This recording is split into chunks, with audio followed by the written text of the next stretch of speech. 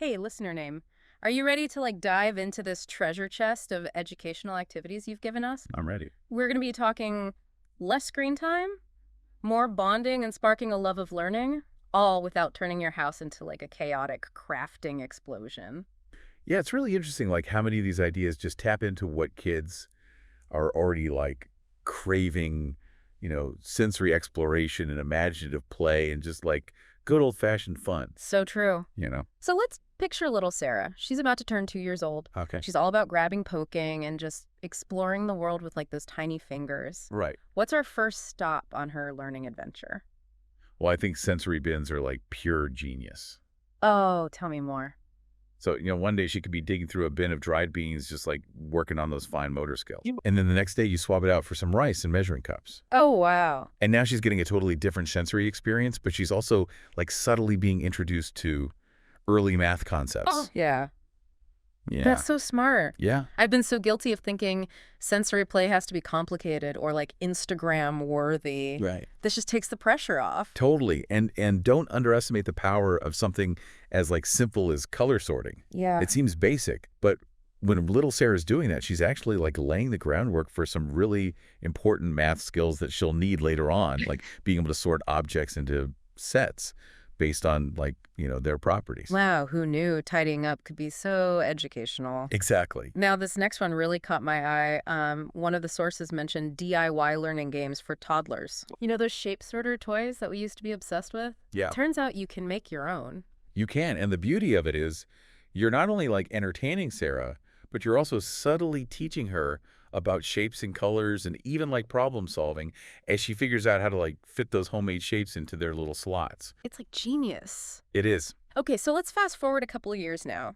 Sarah is 4 years old, Oh. and her imagination is just exploding. Oh, yeah. It's time to unleash the building blocks. Yes, but think beyond just free building. Okay. What if Sarah is challenged to build a bridge that could hold all of her toy cars? Uh-huh. Suddenly she's flexing those spatial reasoning muscles and experimenting with physics, all while thinking she's just playing with blocks. I love it. Yeah. It's like sneaking in a little STEM workout without her even realizing it. Exactly. I love that. Right. Now, I know Sarah's probably obsessed with drawing at this age. Oh, yeah, for sure. How can we kind of turn that love of art into a sneaky literacy lesson? Well, remember that letter book idea that we saw in the source material? Yes. Let's get Sarah involved in making her own alphabet book. Oh, fun! We could draw the letter A and then have her find pictures of apples and astronauts and alligators to glue on. Key! And just like that, she's building vocabulary without even realizing it. Now, that's what I call a multisensory learning experience. Yes. Okay, we can't talk about preschoolers without mentioning story time. Right. But how do we keep Sarah engaged even after we've closed the book? That's where I think the magic of extending story time comes in. I like that. So let's say you've just finished reading about a brave knight. Okay. You can encourage Sarah to build her own castle out of pillows and blankets, Oh. or grab her toy sword and act out the story. So cute. And it's I- like taking a field trip inside the book. Exactly. Not only is it tons of fun, but she's also developing those crucial language skills and emotional intelligence as she embodies different characters and scenarios. Absolutely. I love it. Yeah. And it pairs perfectly with Knights and Dragons. Oh, tell me. Hands-on science experiment. Oh my gosh, yes. Like bringing that world to life. Okay, so our girl Sarah is 6 years old now. She's officially an elementary explorer. She is. She's ready for some next level learning. Next level. And we can't resist a good science experiment. Did the classic volcano make the cut? Of course, the volcano is like a rite of passage. It is a classic. But, instead of buying one of those pre-made kits from the store, Right. I'm thinking we get a little creative. Okay, I like where this is going. We could use an empty water bottle, some baking soda vinegar, the drill. But here's the twist. Okay. Instead of just erupting like the regular red lava, Yeah. let's add in a couple drops of dish soap and see if we can create this foamy explosion Oh. that's even bigger and better. Now, that's what I call hands-on learning. Right. It shows her that science isn't just about memorizing facts from a textbook. It's Oh. about experimenting and making observations and maybe even getting a little messy. Yeah. I love that. And speaking of messy, the source also mentioned a really cool experiment using food coloring and celery stalks to show how plants absorb water. Oh, yeah, I love that one. You can actually see the colored water, like, traveling up the celery stalks. It's so cool. It's like magic, but, like, with a scientific explanation, of Right, course. exactly. Okay, let's shift gears from erupting volcanoes to something a little bit more strategic. Hmm. Board games. Well, board games, yes. Not just a fun way to spend time with family, Right. but like a sneaky way to boost those critical thinking skills. Totally. The source mentioned quite a few, but the one that really stood out to me was Ticket to Ride. Oh, that's a good one. Okay, so tell me more. I'm not familiar with that one. Okay, so picture this. Sarah gets to collect these colorful train cars Okay. and claim railway routes that connect cities across a map. Uh-huh. So it sounds simple enough, but here's where that strategy comes in. Okay. She has to decide which routes to prioritize, Okay. how to best use her train cars, Wow. and, maybe even block your routes along the way. So she's learning about geography and resource management, Yes. and maybe even a little friendly competition. A little bit. I'm sold. Good. And speaking of skills for the future, we can't forget about coding. Oh, yes. Coding is so important. The source mentions Scratch and Tinker, Yes. platforms that make it fun and accessible for kids. They do. Can you break those down for those of us who are like less tech savvy? Sure. So imagine giving Sarah the power to create her own video games Wow. or animations.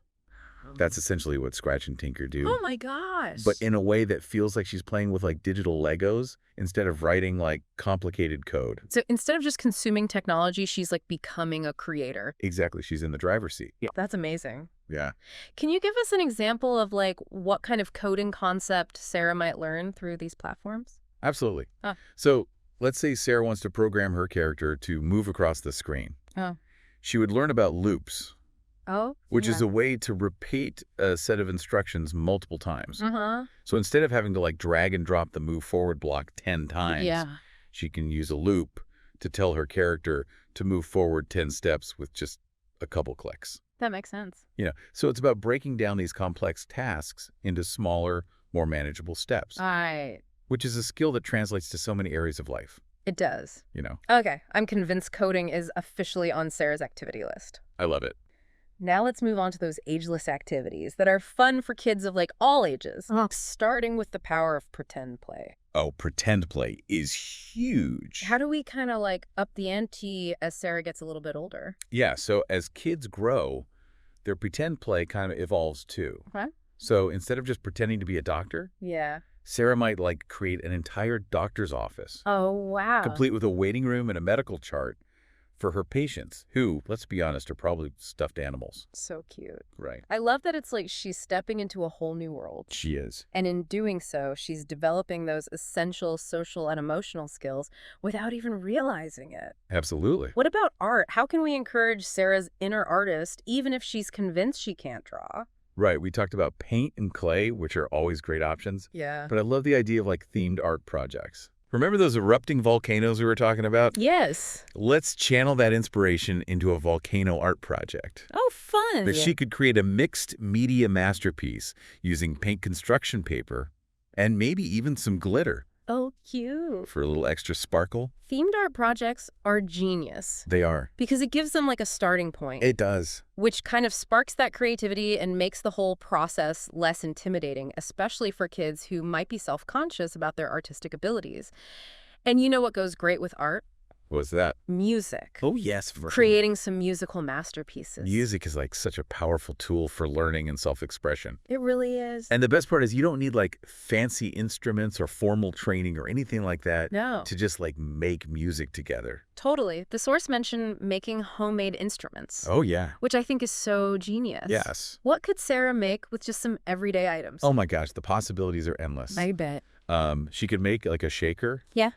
Just fill an empty water bottle with some rice or beans. Easy. Super easy. Or like create a drum using an old coffee can and some balloons. Oh, cute. I bet this would sound amazing alongside her cardboard box guitar. Oh, for sure. See, listener name. It's all about looking at everyday objects through like a new lens. Yes. Seeing that creative potential in like the ordinary. I love that. And that's what this whole deep dive has been about. It really has. We've journeyed through sensory bins and building block castles and... Volcanoes. Oh, yeah, volcanoes. We've explored the wonders of science experiments and coding adventures. We've covered it all. And we even unleashed our inner artists and musicians, all with the goal of making learning like an exciting adventure for Yes. Sarah and for kids of all ages. Absolutely. And we've covered so much ground, but more importantly, we've uncovered like this treasure trove of practical and engaging and budget-friendly ideas Right. that you can start implementing like today. Exactly. And I think the big takeaway is What's that? it doesn't have to be complicated to be educational. Hmm. Sometimes, like, the simplest activities spark the most joy and wonder, So true. you know? So, listener name, as you embark on your own learning adventure with your little ones, Yep. we want to leave you with this thought. Okay. What will be your family's first learning adventure? Ooh, good question. Will it be a sensory bin filled with colorful pasta? Or a homemade instrument orchestra? I love it. Whatever sparks that joy of discovery, we encourage you to dive in and make learning an unforgettable adventure for the whole family.